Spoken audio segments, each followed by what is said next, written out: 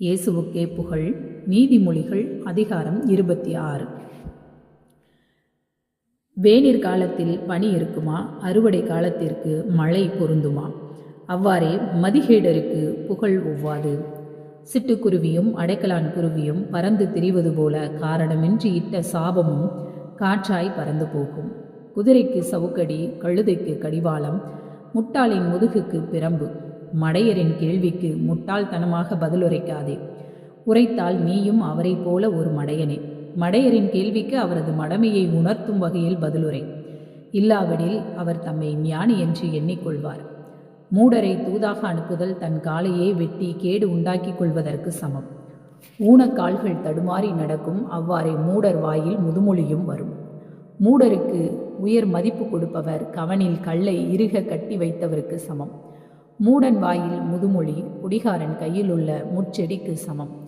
மூடனையோ குடிகாரனையோ வேலைக்கு அமர்த்துபவர் வழிப்போக்கர் எவராய் இருப்பினும் அவர் மீது அம்பு எய்கிறவரை ஒத்திருக்கிறார்.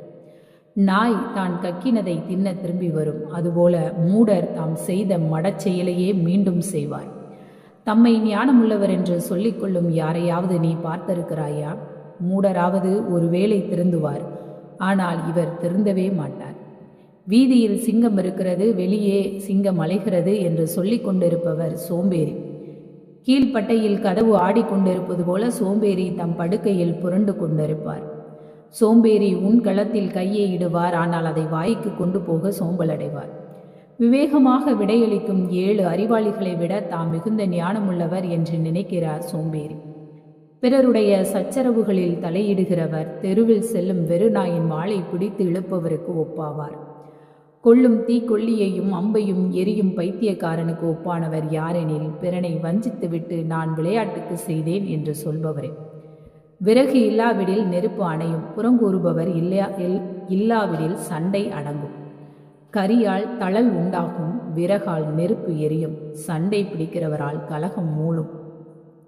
புரணி கேட்பது பலருக்கு அறுசுவை உண்டி உண்பது போலாம், அதை அவர்கள் பேராவலோடு விழுங்குவார்கள்.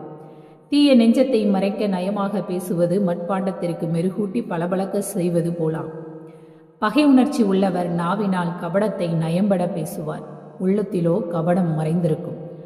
அவர் நயமாக பேசினால் அவரை நம்பாதே, அவர் உள்ளத்தில் அருவருக்கத்தக்கவை 7 இருக்கும். அவர் தம் பகையை வஞ்சகமாக மறைத்து வைத்திருப்பினும் அவரது தீய குணம் மக்களிடையே அம்பலமாகிவிடும். தான் வெட்டின குழியில் தானே விழுவார், தான் புரட்டின கல் தன் மேலேயே விழும். பொய் பேசும் நா உண்மையை வெறுக்கும், இச்சகம் பேசும் வாய் அழிவை உண்டாக்கும். ஆமென்.